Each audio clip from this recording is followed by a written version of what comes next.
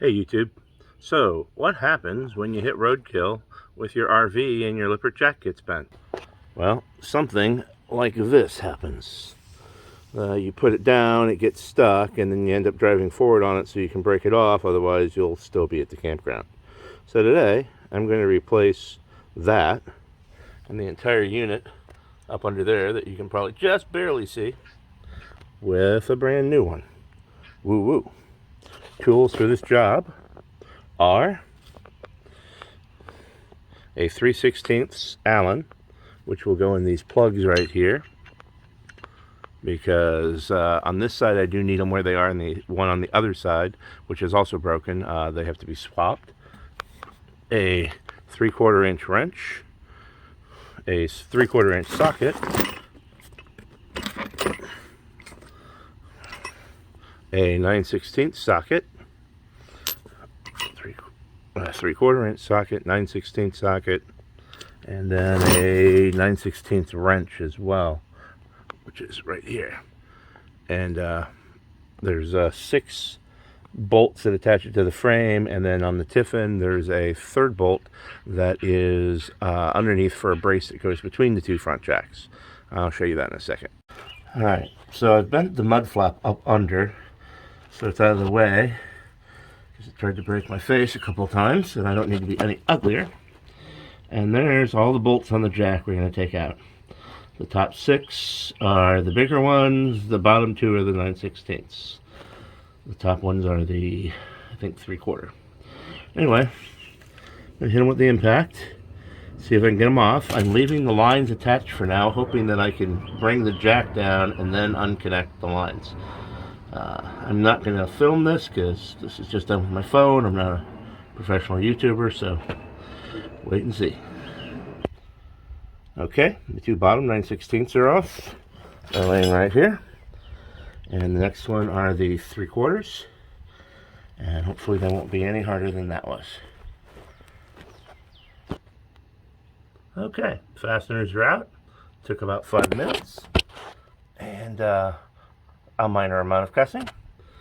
But every job I do takes at least a minor amount of cussing, and so now I just have to undo the hydraulic lines. So the 2 hoses there are not interchangeable. The orange one that has some black paint on it has to go to the outside, and the black one in back has to go to the back. And when taking these off, you do not just want to twist here on this nut, you got to hold this one. So this one is a 5/8, I believe, and this one is an 11/16. And so I'll be taking these off next. And it's off. This is a good time to talk about something, however, because I noticed this little tiny O-ring there after I got the first hose off.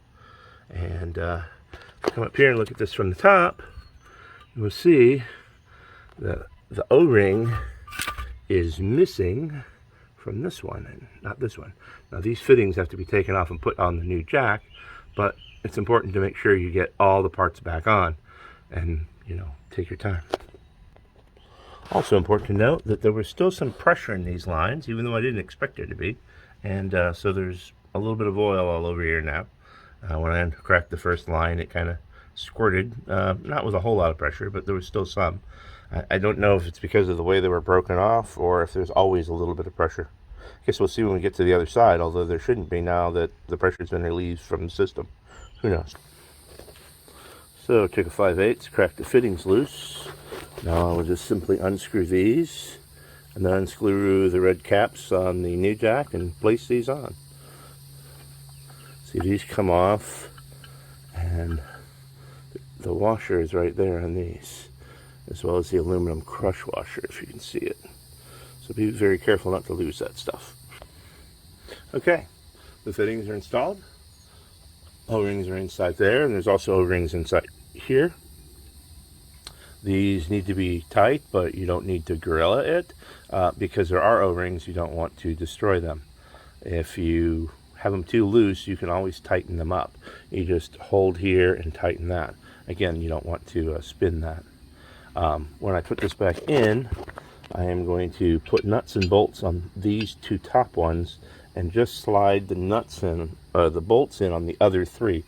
Make sure it's aligned. once I know that it's aligned and all the holes are good, I'm going to pull these bolts out and torque these to spec, which is going to be 3 on my impact wrench because I have no idea what the spec is. And then I will go down. And the reason I'm doing it that way is because it's very hard to get the wrench on to the nut for the back of that one if the 2 bolts are there. When putting these back on, first take a paper towel and make sure you clean the O-ring, that there's no dirt on it, it's perfectly clean, and the area it's going to seat into. And then turn it in until it stops turning. So you turn this outer screw all the way back. I'm trying to do this with one hand. There you go, outer screws all the way back, and then we turn this in. And this will stop turning easily. And so I'm going to go back out, I'll turn from there, and then tighten up this other screw. And this is what tightens the O-ring. Alright, and then we'll be ready to put this back on as soon as I snug it up with a wrench, which I can't do with one hand, so pause. All the bolts are back in, properly agad-dugged. Hydraulic lines are all hooked back up and tight. Once I get the other side complete, I will test for leaks. Alright, so I did the driver's side as well. It's complete, and I'm running it through a leveling, which is the next step to do, which will fill them with fluid and all that stuff. I did have an error on the panel that said jacks wouldn't retract. That was from the last time. So you clear that by holding enter and retract with the panel on for a few seconds, and then it clears itself. So the jacks are right now. See this one? You see this has got a little bit different hose connection on this side. I did the same thing, except I actually disconnected the hoses while it was still attached to the RV. On this side it was actually a little easier because I didn't have the step and stuff in my way. I see no leaks coming from it. It's lowered properly. The other side looks the same way. I'll show you. As you can see, no leaks on this side either. Back's down. RV is currently level. So that's done. You may need to add fluid to your reservoir after this. I have a strange thing I've noticed in our fluid reservoir, and that is that the fluid in it is clear. It looks like the same fluid used in the liquid springs. So I'm going to call Tiffin and find out about that, because I've never seen clear ATF, and ATF is what usually goes in these things. I'm not going to top it off until I know exactly. I do know that these had a little bit of ATF in them, but I'm sure a few drops wouldn't cause any huge problems. But I just wanted to find out. So anyway, that's that. Project's done. Have a good day.